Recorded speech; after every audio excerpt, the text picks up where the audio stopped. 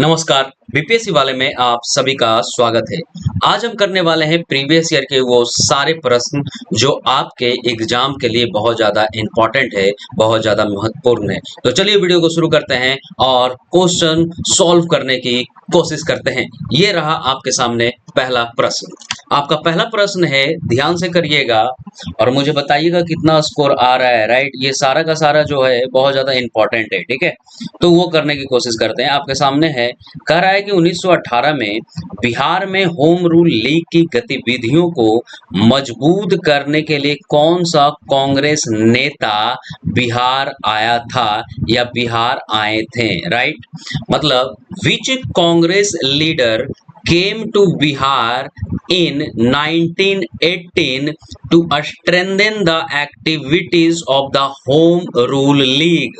तो आपको बताना है कि 1918 के दौरान में कौन से वो कांग्रेस नेता थे जो बिहार आए थे होम रूल लीग की गतिविधियों को और मजबूत करने के लिए। तो इसका आंसर होगा एनी बेसेंट। क्या होगा इसका आंसर? Annie Besant. ठीक है, तो एनी बेसेंट क्या हुआ था, थोड़ा सा समझिएगा। यहाँ पर एनी बेसेंट जो हमारे बिहार की अगर हम बात करें तो Annie Besant 2 bar Bihar I, 2 times I. कितनी बार? 2 टाइम्स आई। अगर पूछा जाए कि बिहार कितना बार आई तो आपका आंसर होना चाहिए 2 बार आई। एक कब आई? अप्रैल 1918 में, और सेकेंड आई जुलाई 1980 के आसपास में। राइट, तो ये 2 टाइम में क्या हुआ ना कि एनी बेसेंट हमारे बिहार में आई थी। राइट, इससे पहले अगर 1917 की बात की जाए तो एनी बेसेंट अरेस्ट भी हो चुकी थी। ठीक है, अरेस्ट भी हो चुकी थी होम रूल लीग चलाने की वजह से। ब्रिटिशर चाह रहा था कि अगर हम एनी बेसेंट्स को अरेस्ट कर लेते हैं तो जो लीग चल रहा है वो क्या पड़ जाएगा? लो पड़ जाएगा, ठंडा पड़ जाएगा। लेकिन इसको क्या हुआ कि ब्रिटिशर पे बैक फायर हो गया। राइट, मतलब कहने का मतलब है कि ब्रिटिशर को इससे ज्यादा भुगतना पड़ गया। एक्चुअली ब्रिटिशर एनी बेसेंट को जब अरेस्ट किए थे तो एनी बेसेंट्स के फॉलोअर्स इतना ज्यादा बढ़ चुके थे, इतना ज्यादा पॉपुलैरिटी एनी बेसेंट का बढ़ चुका था कि इनके जो भी समर्थक थे वो बहुत बड़ा विद्रोह कर दिए थे कि एनी बेसेंट को रिलीज करो, एनी बेसेंट को रिलीज करो। राइट, तो ब्रिटिशर को उल्टा भुगतना पड़ गया, बैक फायर कर गया। तो ये चीज है। अच्छा, ये जितनी भी चीज मैं बोल रहा हूँ हर चीज मैं प्रीवियस ईयर के प्रीवियस लेक्चर्स में मैं समझा चुका हूँ, तो उसे जाकर कृपया देखिए। राइट, तो इसका आंसर क्या होने वाला है? इसका आंसर है एनी बेसेंट। इसे इंपॉर्टेंट करिएगा क्योंकि ये सवाल जो है हर बार पूछा जाता है। राइट, अगला सवाल है आपका ये, पटना होम रूल लीग के किस नेता ने विजयदशमी पर भारत माता पूजा शुरू करने का प्रस्ताव रखा है?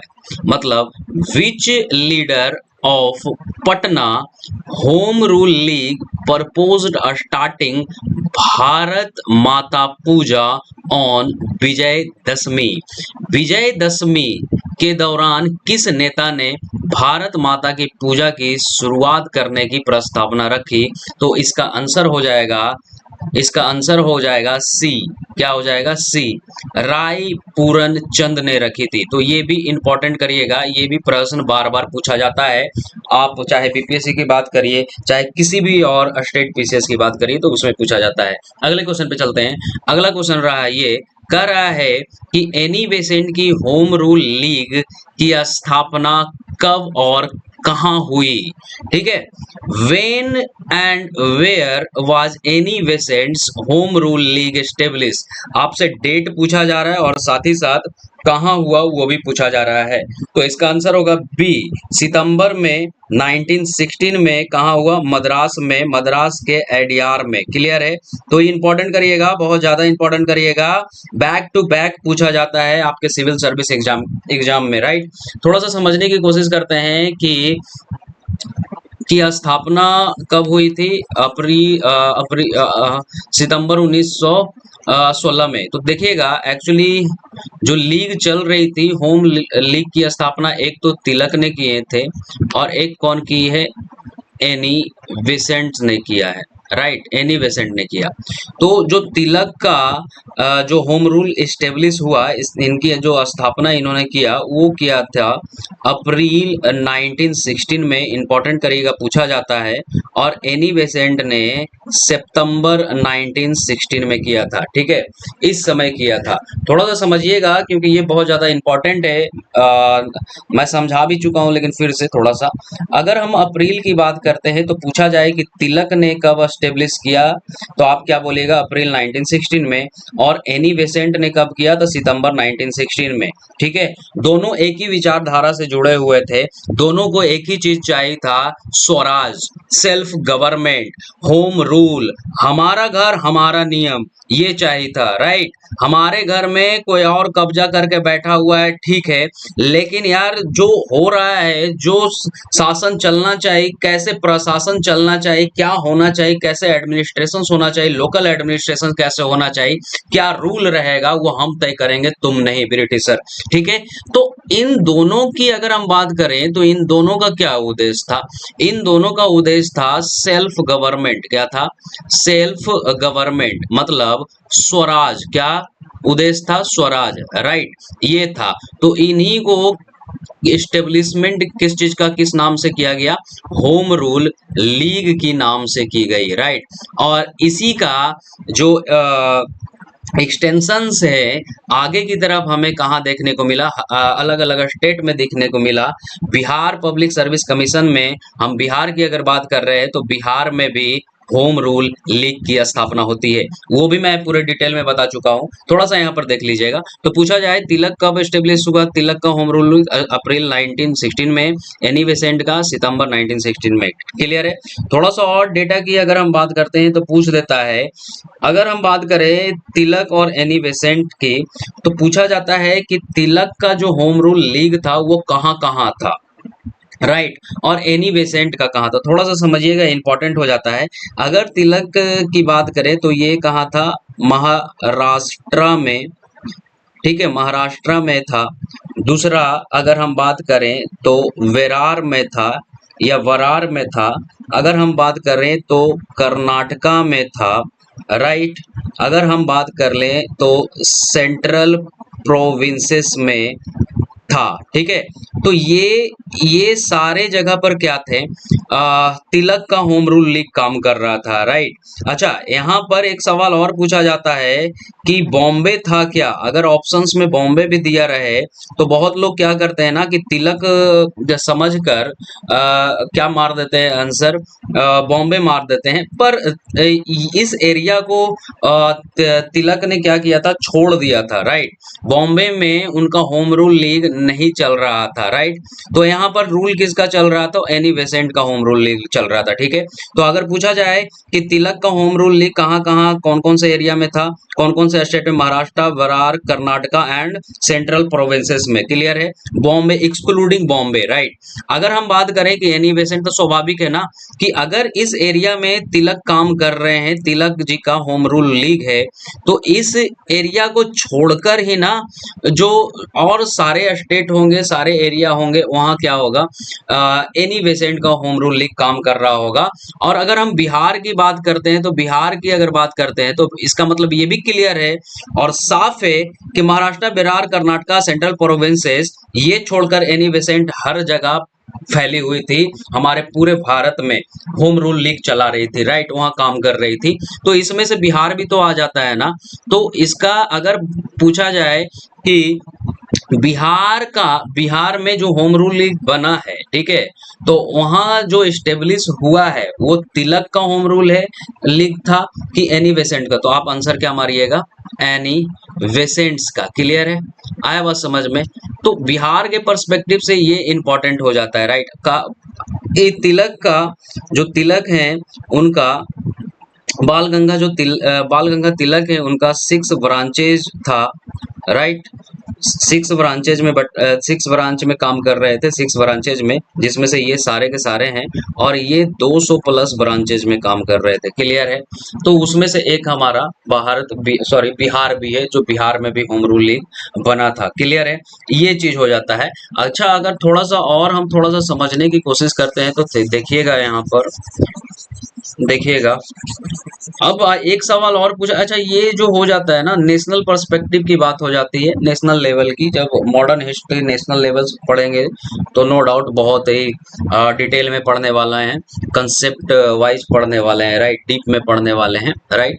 फिलहाल के लिए हल्का सा देख लीजिए कि क्या पूछा जाता है। पूछा जाएगा कि जो न्यूज पेपर था, न्यूज पेपर, ठीक है, एनी वेसेंट का कौन था और बाल गंगाधर तिलक का कौन था, ये पूछा जाएगा, ठीक है। अगर हम एनी वेसेंट्स की अखबार की बात करते हैं, तिलक की, तो उनका फेमस है न्यू इंडिया, पहला क्या है, न्यू इंडिया। और अगर हम सेकंड की बात करते हैं तो कॉमनवेल, राइट, कॉमनवेल। तो ये जो दो न्यूज़पेपर है ना, ये एनी वेसेंट की अखबार के नाम है, राइट। तो आज के बाद पूछा जाए, इंपॉर्टेंट करिएगा, आप कोई भी पेपर सिविल सर्विस का उठाकर देख लीजिएगा, बीपीएससी का पूछा गया है और किसी भी सिविल सर्विस का, राइट। तो इंपॉर्टेंट करिएगा क्या है एनी वेसेंट का अखबार का नाम या न्यूज़पेपर का, न्यू इंडिया या कॉमनवेल। अगर हम तिलक की बात करें, बाल गंगाधर तिलक की, तो बाल गंगा तिलक की थी केसरी, पहला, और दूसरा था मराठा, क्या था, मराठा, राइट। तो ये न्यूज़पेपर के जरिए होम रूल लीग को क्या कर रहे थे ना, एक्सपैंड करने की कोशिश कर रहे थे, मतलब सेल्फ गवर्नमेंट की भावना लोगों में, पीपल तक पहुंचा रहे थे, विलेज टू विलेज पहुंचा रहे थे, राइट। मतलब अगर आप बात कर रहे हैं होम रूल लीग की ना, तो होम रूल लीग ऐसा नींव रखी थी ना भारत में कि ब्रिटिश सरकार को हिलाकर रखती थी, राइट। एक्चुअली हो क्या रहा था कि जहां पर पॉलिटिकल्स कनेक्शंस या पॉलिटिकल्स एजेंडा की बात करते हैं ना, वो एक डाइनिंग डाइनिंग रूम में हो रहा था, या जो पढ़े लिखे थे उनके पास ही डिस्कस किया जा रहा था, जो एलाइट क्लास के लोग थे, एलिट क्लास के लोग थे, वहां डिस्कस किया जा रहा था। अब ये पॉलिटिकल एजेंडा निकल कर बाहर आ गया था, राइट। मतलब बाहर आ गया कि विलेज टू विलेज में, गांव से गांव तक फैल चुका था। गांव के लोग भी अब जानने लगे थे कि किस तरीके से ब्रिटिशर अत्याचार कर रहा है, अपना प्रोपागेंडा को किस तरीके से फैला रहा है, राइट।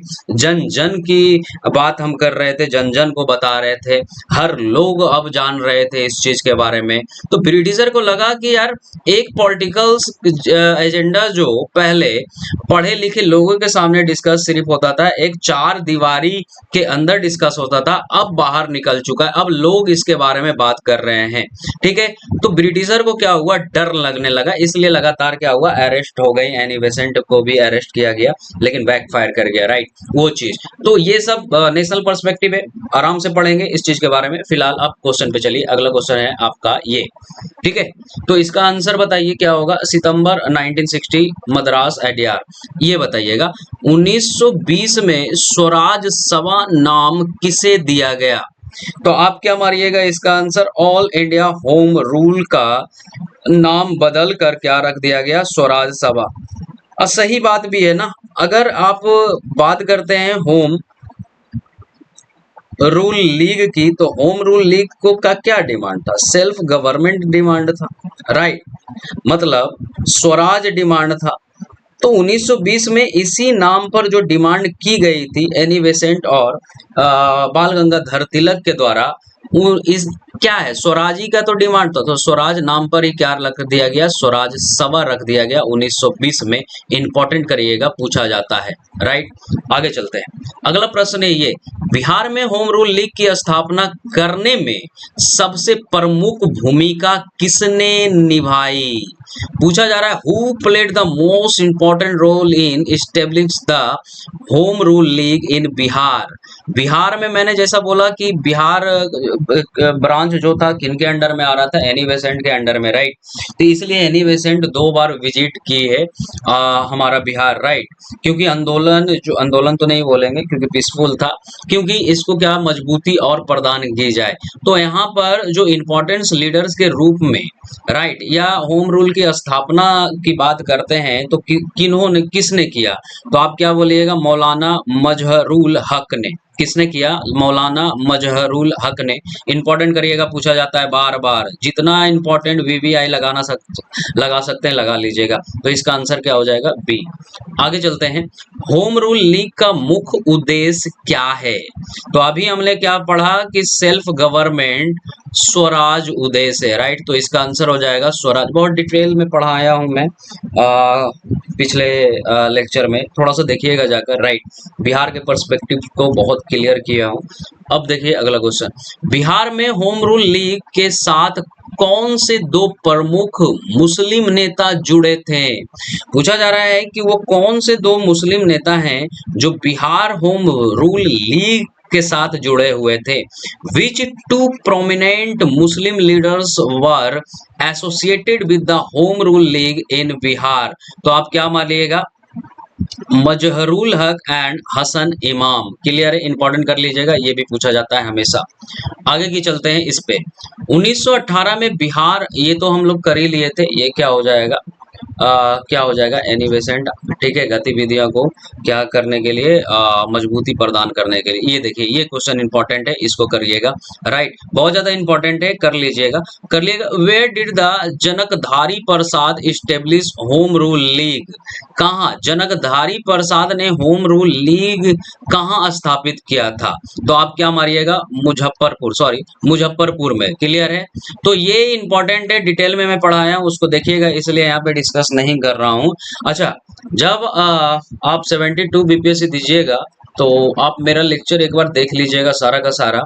मैं यहाँ से ही प्रश्न बनेंगे, क्योंकि बहुत कंसेप्ट वाइज ले जा रहा हूँ और डीपली ले जा रहा हूँ। उस वक्त मैं बताऊंगा, राइट, मैं दिखाऊंगा कि कहाँ कहाँ से प्रश्न बने हैं मेरे लेक्चर से। क्लियर है ना? तो अगर वीडियो अच्छा लग रहा है, पढ़ने में मजा आ रहा है, तो कृपया लाइक करिए, सब्सक्राइब करिए और शेयर करिए। Thank you.